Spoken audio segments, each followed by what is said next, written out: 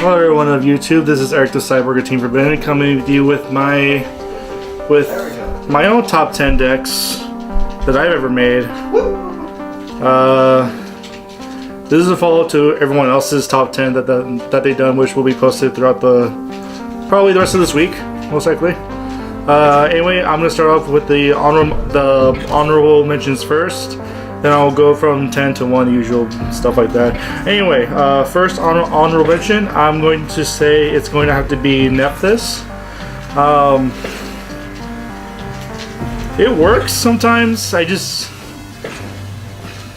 only issue that I found with it was having the right build for it. I mean, to be honest, I think the best build for it would probably be with Cosmos. But unfortunately, I don't have any of the Cosmos stuff to even like further play it, so... yeah. Another honorable mention would be FAs. Ancient Fury died. The deck died with it somewhat. And I might bring it back once Platinum Gadget comes out in April in Dual Power, because I've seen some combos with it, which pretty much lets me summon Dawn Dragster without using my normal summon. So I could potentially do something with that later on once that comes out in April. Third one would be Barrel Dragons. I made this during when the Legendary Duelist 2 came out with the Desperado Barrel Dragon, or just as it is pretty much now, it's Dark Machine, because that's generally the whole thing of the deck. It's just pure Dark Machines. I love playing it because it's funny to just blow up your opponent's stuff during their turn. And with the trap card Photon Burst, no matter how many, or no matter what the result of your coin flip will be, banish Photon Burst, they're all heads. Pop, pop, pop. And then the last one would be Magician Girls. I did it with the Invoked Engine a long time ago. I unfortunately don't think it's fast enough to be in today's game. I probably might do an update for it, maybe. Still currently thinking about that. But other than that, it was a pretty fun deck because they're all different attributes, so you can abuse the fusion monsters to bring out whichever one you want. Doesn't matter. Anyway, let's go on to the top 10, everyone. My number 10 spot would be Morphtronics. I have told my friends this before. The very first regional and/or YCS that I go to after Needle Fiber comes out, I'm playing Morphtronics. That's gonna happen, trust me.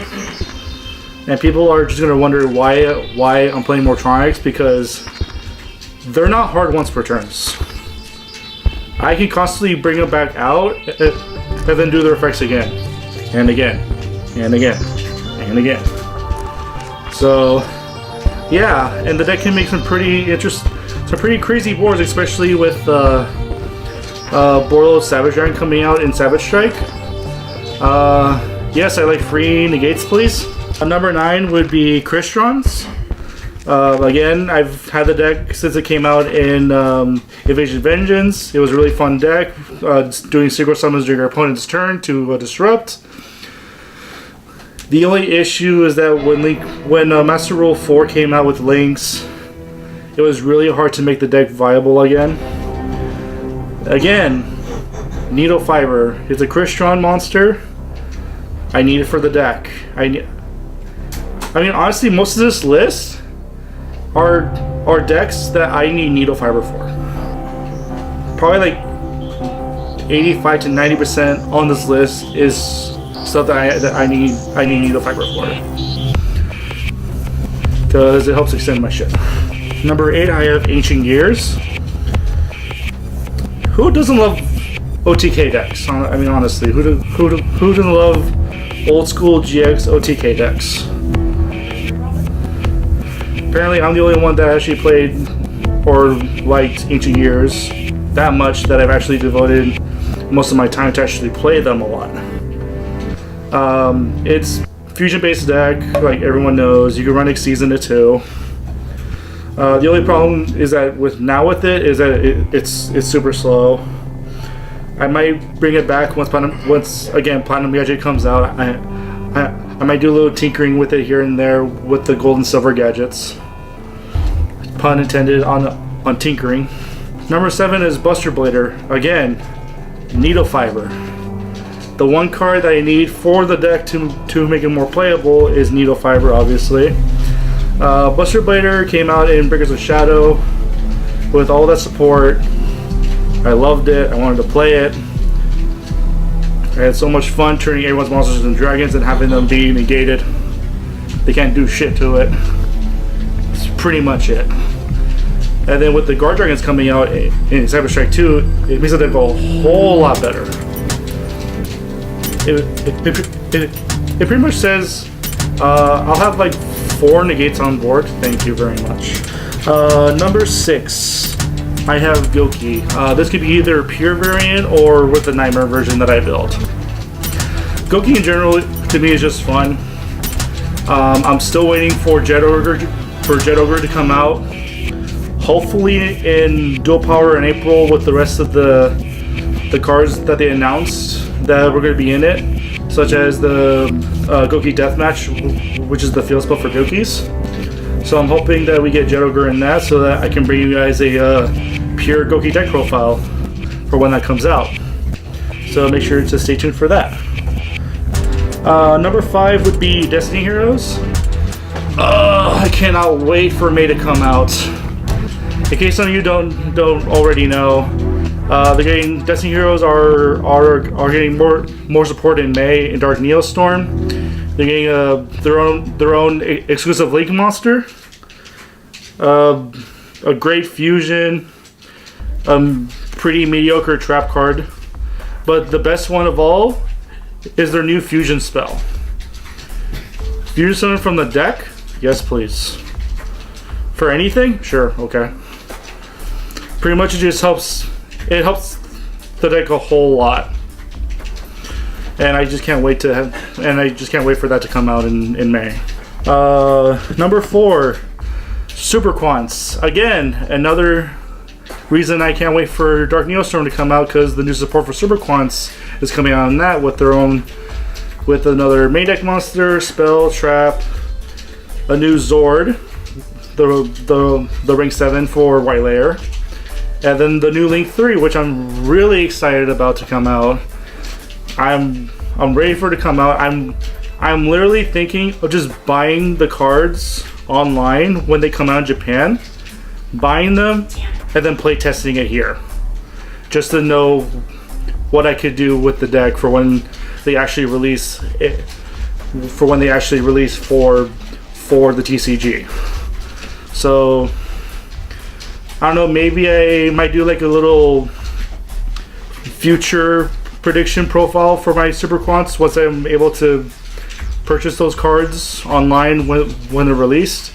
I don't know. It's up to Andrew for that to happen. Top 3. Let's get with this. Crusadia. Again, OTK deck. They're kind of my style. Somewhat. Crusadia, especially with Kaijus, is a lot of fun. Because it's literally just one turn kill the deck. Because you just Kaiju their monster, have it to a zone that you're going to have Equimax point to, do your plays, summon Equimax, give him double attack with double damage actually with Maximus, and then have the field spell make him attack everything once. And for that extra points, you could have Leonis make him do piercing if you want to. So about every often you're going to be dealing about over 16,000 damage every time. And the deck literally has their own version of Call by the Grave. So it's pretty much just running. It's like running 6 Call by the Grave in the deck. It's great. Number 2 is Orchist. funny story. I actually just got first place in my local today with Orcus, with the Phantom Knight engine in it. So it's like cool, because with Orcus, Thunder Dragons don't hurt it at all, because I'm not doing any searching or any kind or any form of destruction, because the Orcus Link monsters, mainly Longirsu, sense to the graveyard. So it's like cool, and the whole deck's dark, so you can run Allures, beginning of the end, which is like one of the best cards in the deck because you draw 3 off of it. And then my own little secret tech is the Dark Arm Dragon, as you probably saw in my deck profile posted up recently for the deck. So that was a pretty fun day today for that. And then my number 1 best deck is Despots. I've had this deck ever since it came out in Duelist Alliance, when we only had Despot 1 and 2. During that time, I've had it as like a pure machine style deck, where it's just purely machines with them in it, because they give boost to other machines. And then once 3 and 4 came out, I started to slowly focus more towards the Despot side, and then so on and so forth. When support came out, it's like, all right, cool, gonna do this pure again. So again, Needle Fiber is needed for this deck. Despot wants a tuner. You can run other tuners in the deck. The deck just has so much potential. It just needs the right cards for it. I'm probably asking for too much, but Konami, if you're watching this, maybe give us a Despot Link monster. I might be being too greedy on it, but to be honest, I think Despots really need their own Link monster, because Needle Fiber and Platinum Gadget kinda aren't enough, in my opinion. Anyway, that is my top 10 decks that I've had, at least since I've been with the team, most likely. Hope you guys enjoyed the video. Make sure to like, comment, subscribe, click the bell button for notifications for more of our videos, and we'll hope to see you all next time, and have a very happy new year.